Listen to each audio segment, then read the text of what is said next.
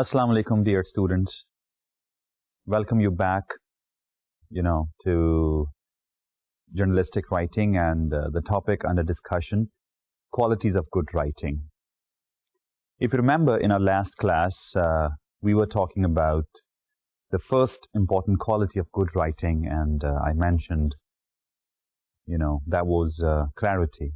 And I gave you 4 principles of clarity. The first one was use short, familiar, and conversational words. And number 2, construct effective sentences and paragraphs. Number 3 was achieve appropriate readability. And the last principle was use examples, illustrations, and visual aids whenever, desired, or when desired. And I ended my last lecture with, readability, discussing it. Now, let me give you same example which we, were doing in the last minutes of our previous lecture. Let's, start from the same point and see how these, readability, measures, we calculate, we apply. Let's go back to the screen again and starting from the same example. There you are. Paragraph is in front of you on your screen. And if you see at the end, I have written for you total number of words, 107. So the total number of words, in this paragraph are 107. Sentences you can see, these are 4. And hard words. Let's take a look at the first sentence, and there you can see, like, inorganic is a hard word.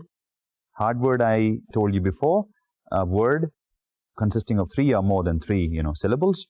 So, inorganic, entities, artifacts, established, integral.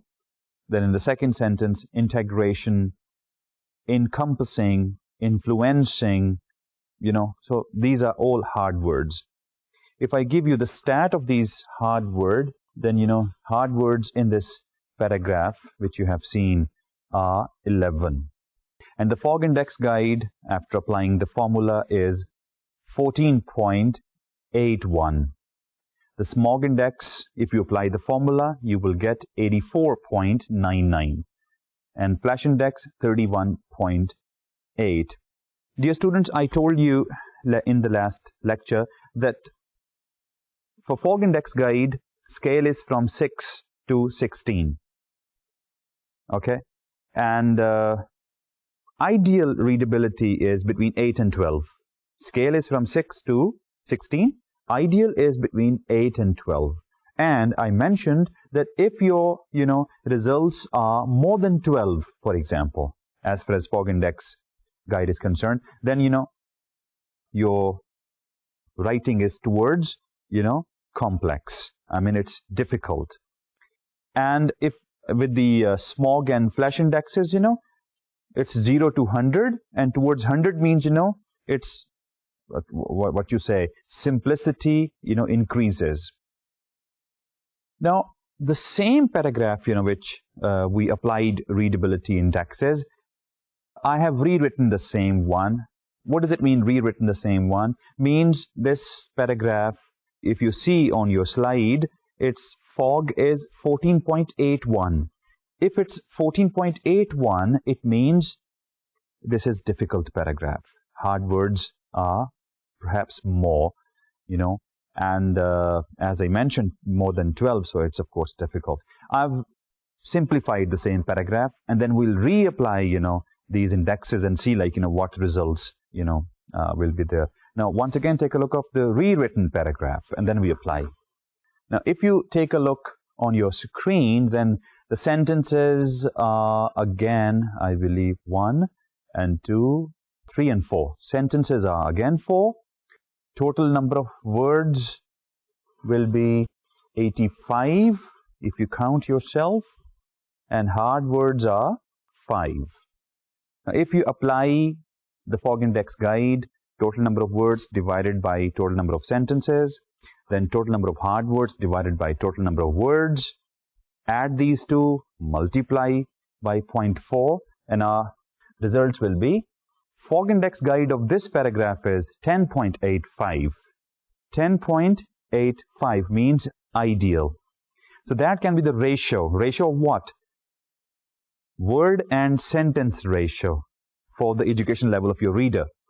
On your screen, you can see SMOG is 75.75 and Flash Index is 54.85. So you can see the figures. The figures are more towards the balance, or you can say towards the average understanding of your readers. So this is what the application of readability indexes is. Understand these, try to apply these. I mean, you can, from newspaper, for example, select some paragraph, make sure the length of the paragraph is 100 or more than 100 words, apply these formulas and predict that the readability will be what. I'm again telling you, it really needs a little more practice. Then of course things will be clear. The last principle towards clarity was use examples, and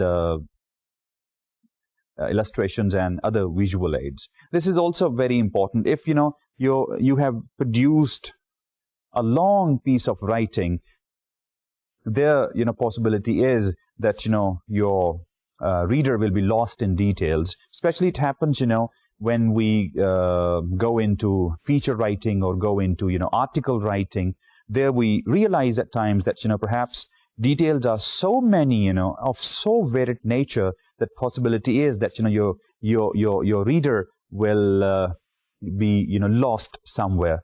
There you need some treatments. For example, you can use some examples, you can use some analogies to enhance understanding.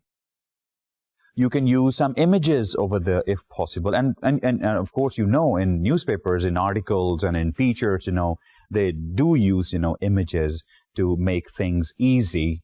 You can try some, you can make things bold. You can underline things. You can itemize things also. You can introduce bullets in your writing, or some sentences or some, paragraphs. You can put them in uppercase. This is how you can add variety to its layout also, and you can, differentiate information from, important to something very important, or to, just neutral. So this is how you can enhance clarity. These things are important. Why? Because they create, pictures in reader's mind, and there, you enhance the clarity. Now, dear students, let's move towards our next principle or next quality of good writing, and that is conciseness. Conciseness means sharp writing, to the point writing. And they say what you want to say and say no more. No, let's see what are the principles of conciseness. Principle number 1, eliminate wordy expressions. Number 2, include only relevant statements. Number 3, avoid unnecessary repetition. It means no wordy expression in your writing, only relevant statements in your writing, no irrelevant things, and no repetition. So through these 3 principles, you can make your writing very sharp and very slim and very much to the point. If your writing is clear and if your writing is concise, wow, what else you need? You're writing with clarity and you're writing to the point. Wow, That, I believe, is more than enough. Now, let's take a look. What are wordy expressions?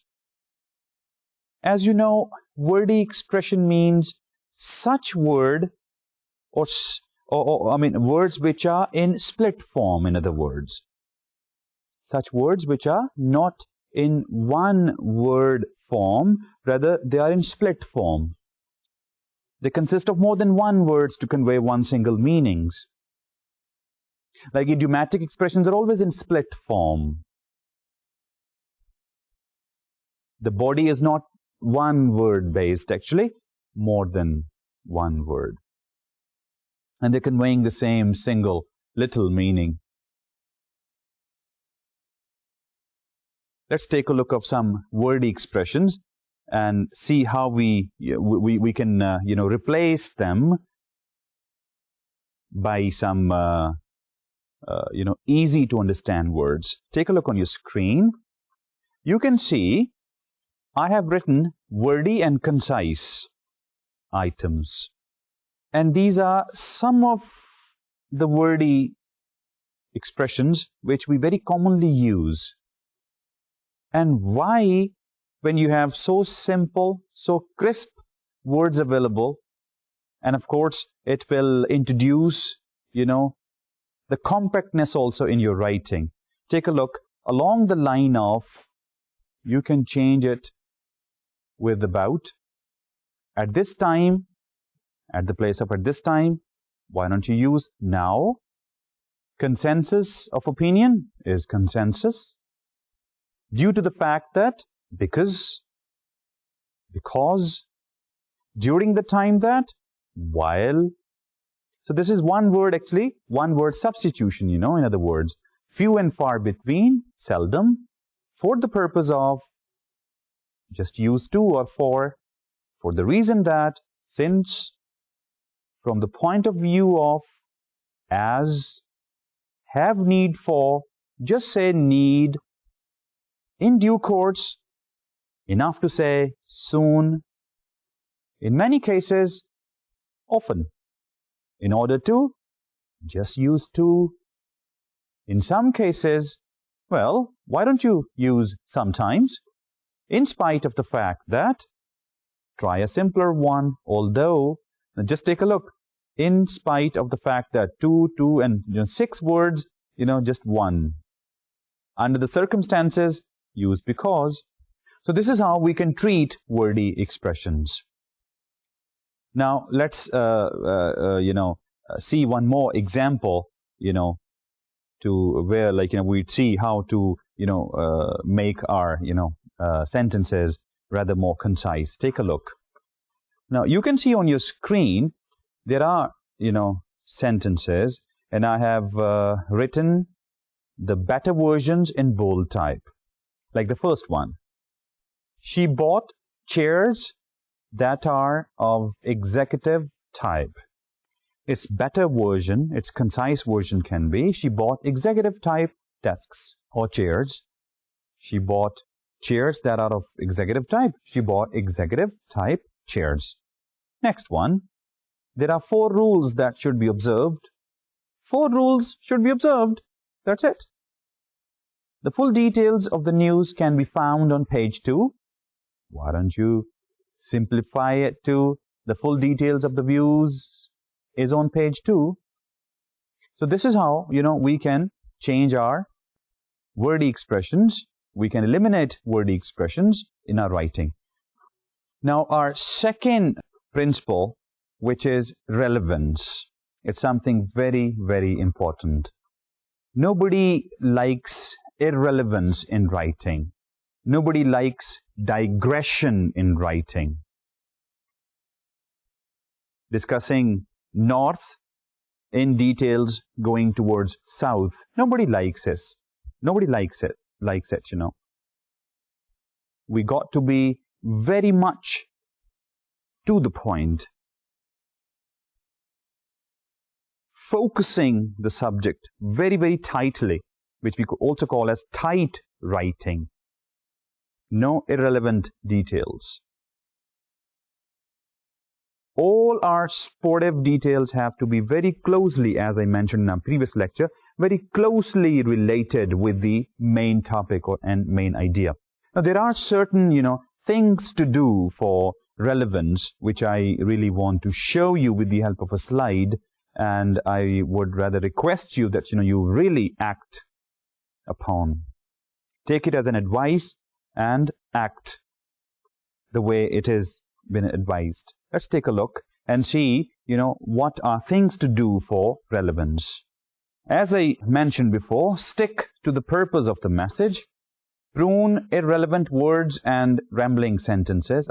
Cut out irrelevant words and rambling sentences. Omit information obvious to the reader, or don't repeat unnecessarily. There's no point, in mentioning that information which readers, are already aware of. What's the point of that? Next, avoid long introductions, unnecessary explanations, excessive adjectives and prepositions, pompous words, gushy politeness. And the last one is get to the important point tactfully and concisely. And there I have, written one example for you. Take a look of this one. The writer hereby wishes to extend his gratitude and appreciation towards all those who offered unselfish assistance in his work. This sentence is, quite wordy. The same sentence can be rewritten this way. I appreciate everybody's unconditional help in my work. Such a wordy, such a long sentence, full of, pompous words, changed into quite a slimmer, presentation by just focusing the keywords and then putting those keywords into a sentence and, making as one. This is how, conciseness introduced, in your writing. Now, one more example for you. One of the primary aims of the extremely new master's degree program, which will offer an innovative curriculum not now available to the area's population, will be to draw them back into postgraduate education to improve their communication skills. Now, I have written there, you can see total words are 40. Now, the same paragraph, which is, of course, composed of, I guess, one sentence only, 40 words. Now, this can be, changed into rather more concise sentence this way. A primary aim of the new master's degree program, which will offer a curriculum currently available to area resident, is to improve communication skills. I repeat, a primary aim of the new master's degree program, which will offer a curriculum currently available to area residents, is to improve communication skills. 24 words only. Now, our third principle, avoid unnecessary repetitions. Let's take a look what principles are there to follow. Number one, use short name after the long one. If you have used, a full name, let's say in the first sentence, and again somewhere in the second or third or fourth sentence, you need to repeat the word. So why to, use the full name again? You can use initials, or you can use the surname again. Or if you are first name basis, you can try out the first name only. So this is how you can cut the number of, words. Second principle, use pronouns and initials after long names. Now again here, if you are using name of somebody, male or female, in somewhere again in some sentence you want to again use the same person, his name, you can always use pronouns. You can use he or she or they, as appropriate. And the third one is cut out needless repetition. Now, I'm going to give you, once again, some examples. Take a look of them and see, how we can make our sentences concise. First sentence.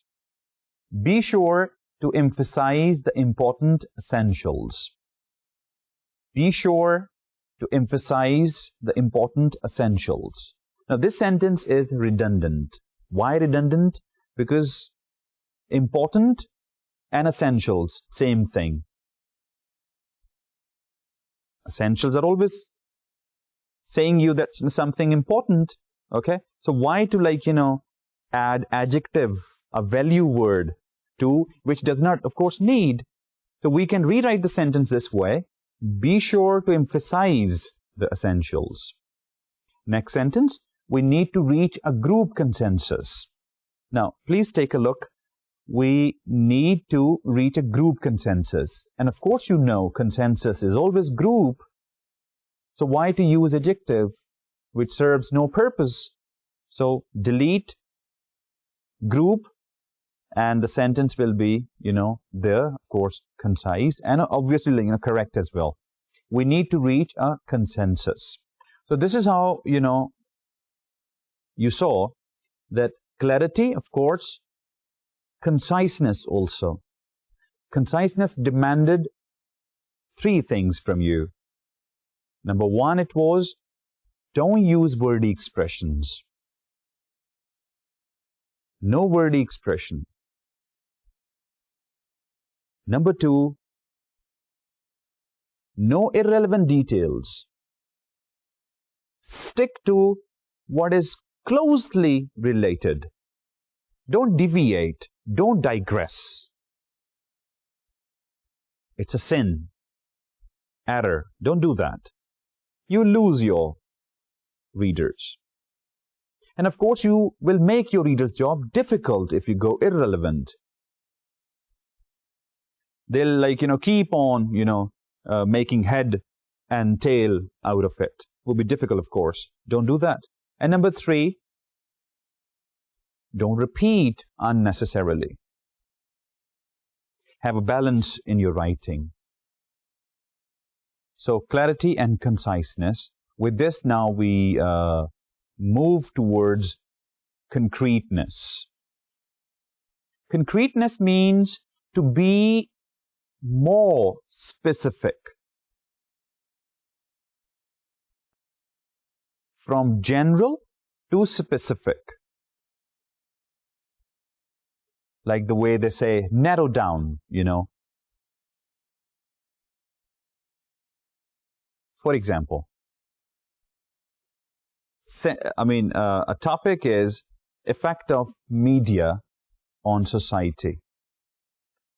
Now, I ask you, do you think this sentence give you any concrete understanding what I mean by effect of media on society? Apparently, you can say, oh yeah, it is very much clear that, effect of media on society. Fine, yes, I agree with you. But ask yourself, isn't it very general? Needs narrowing down. When we say media, well, don't you think media can be interpreted as electronic or print? Society, what society we are talking about, rural or urban?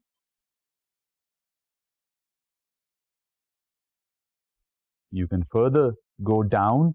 Are we talking about the male members of that society or the female members of that society? Or are we talking about the children, who are minors of that society? The educated members of that society or uneducated members of society? School-going or, house-staying members of the society. So all these questions are, there, which let you move from general to specific. And of course, let me tell you one more thing. If you are specific, your job is easy.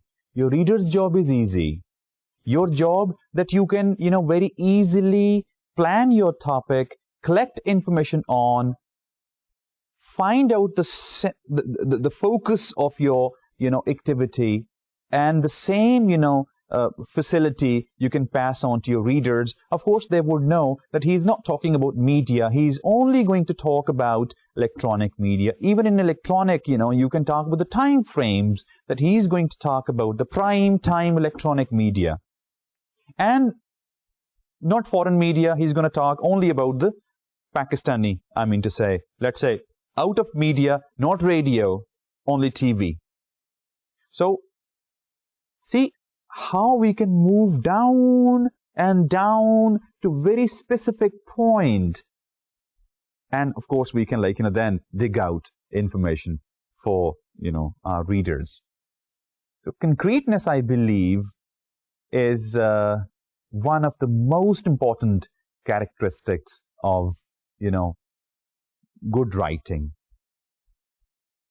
Now, be clear, be concise, and be concrete. 3 wonderful, I would say, characteristics. Wonderful things to do. Now, let's see what principles are there for the concreteness. What, steps we can take, we can, follow to reach or to shape our writing concrete. Take a look. Here again, use specific facts and figures.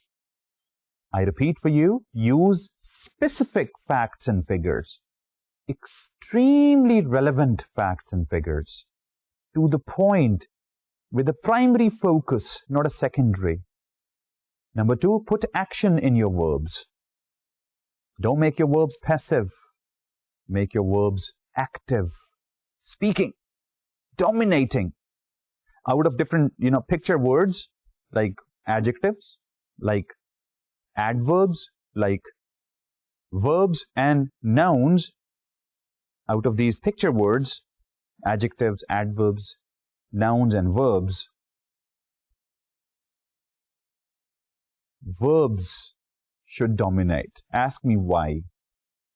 Because verbs advance action in your writing. And the value words slow down action. Because the value words, especially this adjective thing, it's a value word for the nouns. And nouns, of course, are actors. They are not actions. Verbs are actions, and they actually take your readers from your opening to, closing.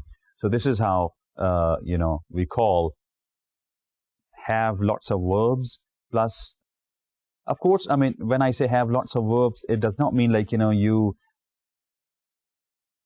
become a victim of verbage. One action, one verb, that philosophy, has to follow. Okay, let's now come back to our third point on your screen. Choose vivid image building words. These are 3, principles of concreteness. Let's, go through some examples and see how we achieve concreteness in our writing. Let's take a look. First of all, use specific facts and figures. These brakes stop a car within a short distance. Now you can see this sentence apparently is giving you, of course, just a statement, but the details are, of course, missing. Okay, fine, it's a fact that so-and-so brakes can stop a car within a short distance, but a short distance is not that concrete one. We can write that very distance, within which the car can be stopped. And it's a better version is in front of you. These brakes stop a 2-ton car. Look how we made the word car more specific by adding facts to it. These brakes stop a 2-ton car, not just a car, 2-ton car, traveling 60 miles an hour. Speed also mentioned, within 240 feet. This is how we made our, sentence full of facts and figures and more specific and more concrete. Second example, please. This computer reproduces campaign letters fast. The word fast does not tell us how fast. Let's take a look of its beta version. This computer types 400 personalized 15-word campaign letters in 1 hour. Now you see, number of letters and the speed, the fast factor, is given, and this is how we made the sentence more concrete. My dear students, words like more, less, quick, soon, tall, slow, these are such words which do not tell us that if I say, let's say slow, for example, it doesn't tell us how slow. Quick, how quick. Many, how many. So these words actually can be,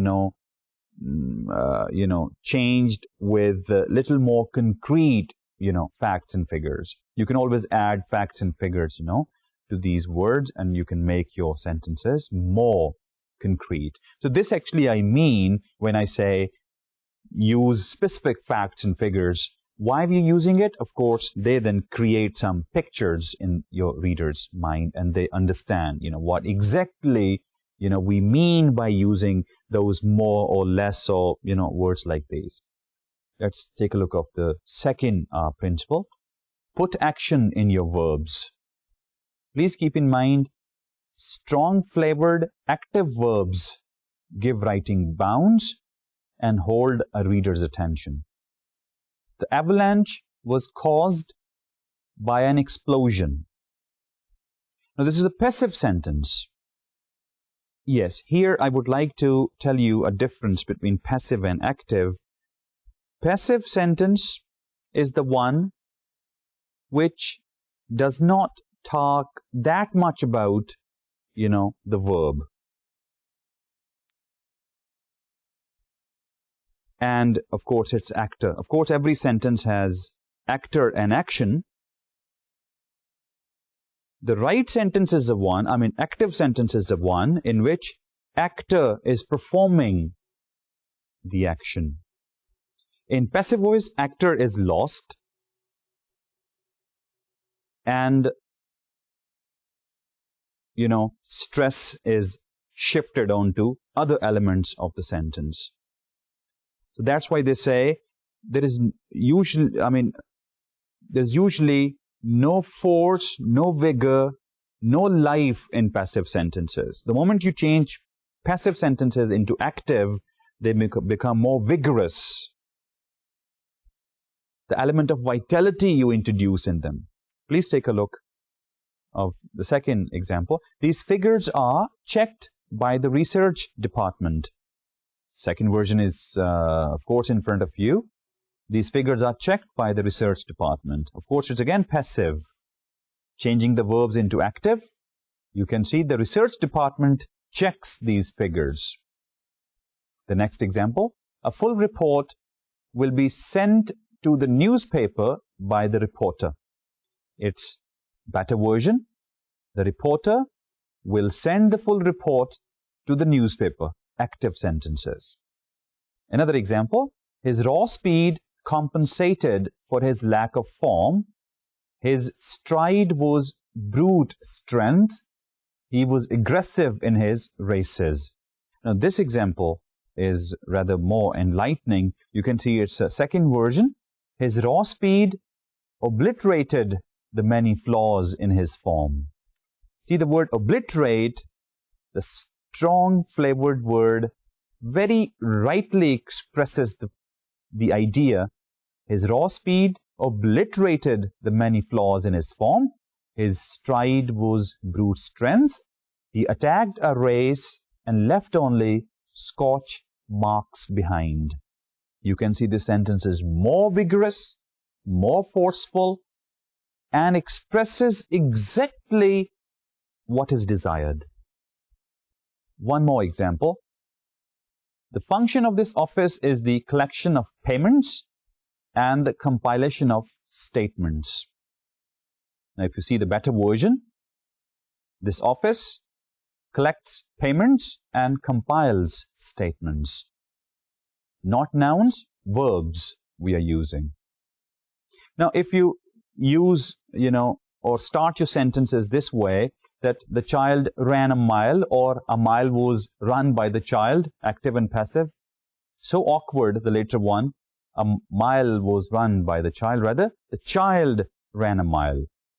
Figures show, or it is shown by the figures. Figures show. This is active and more forceful.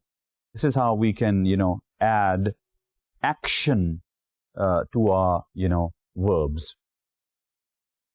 Now, the third and the last principle of concreteness, have such words which could create, images and pictures in your, reader's mind. Please take a look once again of some examples. There are a great many solder joints in the spacecraft, and each must have just the right amount of solder. Take a look at its second version.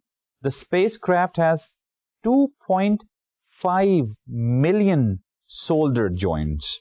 Now take a look at it. In the actual version, it was many, and many we translated into 2.5 million solder joints. Now this 2.5 million solder points is an image item. If an extra drop of solder had been left on these joints, the excess weight would have been equivalent to the payload of the vehicle.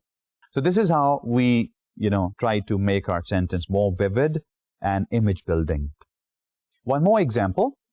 The metropolitan state will play a box and chaser defense against City College. Box and chaser is a technical term which we use actually in basketball, sport. Not everybody would know what is box and chaser defense. If you are using such technical terms, you should be very, very careful that chances are that things which are very much clear to you may not be same way clear to your readers. So that's what actually we say, use familiar words. So this, can be rewritten this way.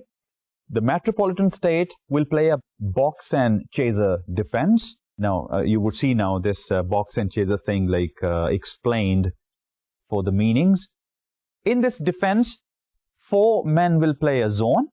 They will cover a specific area of the floor rather than guarding a particular man, while the 5th player will guard or chase City College star no matter where he goes. If you want to use term, then tactfully translate that term, in your sportive details and then convey the meanings. Or don't try, go for the familiar, easy to understand word. Last example, the camera has a system that gives you good pictures. Now see, improved version, camera. We added its proper, name. Let's say the Nikon camera has a uniquely precise metering system that assures you properly exposed true color pictures. And this is what actually we call vivid and image building, word choices. So this is how we try, to achieve concreteness in our writing. Now, my dear students, after clarity, conciseness, concreteness. Now we move towards the importance of coherence in our writing, which is our fourth important quality of good writing. Now, what is coherence? Coherence, of course, means the organization, the sequence and progression, in your writing. Paragraphing also, dividing, your piece into, appropriate number of, suitable number of, paragraphs. And of course, every paragraph is going to have one central, idea. How to achieve coherence in our writing? Well, do three things. Number one, have parallel structures in your writing. Number two, use transitions where appropriate. And number three, paragraphing. Now, what are parallel structure or parallelism? Parallelism means that if you are, let's say, if there are verbs in your sentence, then, give same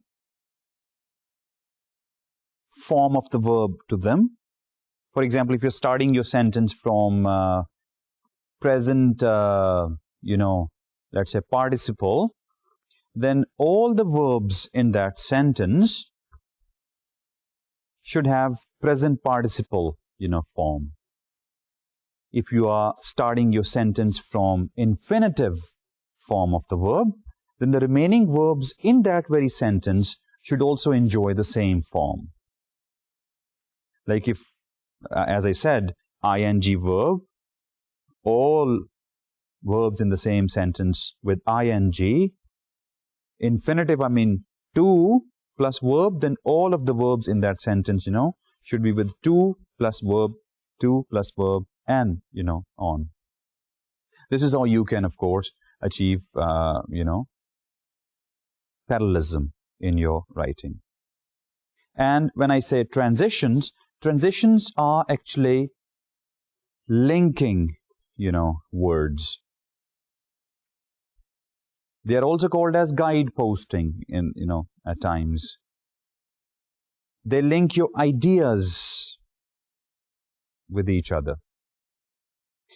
Some examples of transitions, let's say when you, start your argument, first of all, you use the word firstly or first, and then you move down to secondly and thirdly, and moreover, and then furthermore, and then what is more, and then finally, all these words actually are what? They are transitions. They transit from one idea to another, and this is how they link ideas, with each other. And they create again, like the way we studied in concreteness, the picture making. This is also sort of like, picture making thing, They make the reader's job easy, that now you are talking about, this is your argument 1, this is your argument 2, this is your 3, this is your 4. Now you are winding up, or you are starting, or you are giving example. So this is how, like, they create pictures in reader's mind, and then they prepare their readers that what is opening and what is, closing. So this is how transitions are absolutely important. And then, of course, paragraphing also. As I mentioned in Clarity, where we studied that construct effective sentences and paragraphs, a paragraph also has its length. A good paragraph is of 3 to 4 sentences, not more than that. So this is how, we can introduce coherence to our, writing. Now, I would like to show you some examples to see that how this parallelism thing, how these transitions, really work, in our writing, and what change, they introduce. Let's take a look of the first example. Onto your screen, you can see a sentence. The first one, it took some time to choose the team, full stop. This is now one clause sentence, independent. The second one is, then we developed a plan and then finally the decision was made. And the third, all of this took 6 months. Now, these are 3 sentences, and what they actually lack is parallelism. If you see the first sentence, here the verb is to choose in infinitive form. If you see the second sentence, over there you see developed in past form. Verb is in past form. And the verb of the second clause of the same sentence, you see that's in passive form. And third sentence, if you see, that's also in past form. See, verbs are not in parallel form. Now, if you see the better version, choosing the team, present participle. I'm starting my sentence with present participle. Choosing the team, second verb, also in present participle form. Developing a plan, and making, the third also in present participle form. This is what we call as parallelism. The verbs are parallel now. Choosing the team, developing a plan, and making the decision took us 6 months. Or you can take the same idea this way also. Now here I'll be starting my sentence with infinitive form of the verb to choose. And then you would see all the remaining verbs are, in infinitive form. To choose the team, to develop a plan, and to make the decision took us 6 months. Dear students, this is how, we introduce parallelism, and results are, of course, in front of you. Sort of rhythm, you gain in your sentences. Sort of flow. Sort of music, you gain in your sentences. Sense of ease, you feel in there. Now, let's see the work of, transition. Back to your screen. The book you ordered is out of print. One sentence. We are returning your check. Second sentence. You may wish to contact a book search service for assistance. Now, you see, there are 3 sentences. Of course, they are linked with each other. But frankly speaking, where is that link? We have to introduce that link, Of course, we do understand that someone applied for book, that book wasn't available. Now the company is going to return the money. But we got to, of course, show those links also so that, we could really move from idea to ideas. Now, let's take a look at its better version. The book you ordered is out of print. Therefore. Now, therefore is a transition, which shows what? Which shows the result of the previous sentence. The book you ordered is out of the print. Therefore, we are returning your check. However, now we used however because the third sentence was a contrast actually. However, you may wish to contact a book search service for assistance. So, introducing 2 transitions, number 1, therefore, and number 2, however, we achieved coherence in our sentence. We linked up all the 3 parts, of the idea, and this is how, organized and made the job of the reader, easy to understand the relationships between these 3, items of that very idea. So, my dear students, I would like to end my today's lecture again with the words of, H.W. Fowler, who, said, on your screen, prefer the familiar word to the far-fetched, prefer the concrete word to the abstract, prefer the single word to the circumlocution, prefer the short word to the long, and prefer the Saxon word to the Romance. These are golden rules. Learn them, apply them, and make your writing easy for your readers. I hope you enjoyed my today's lecture. Once again, I'll advise you, go through, notes once again. Go through some extra, material also. And understand, clear your concepts. Now, in our next, class, we'll talk about a few more characteristics of good writing. And then, we'll move into the process of, writing. With this, take care of yourself. See you next time. Bye-bye.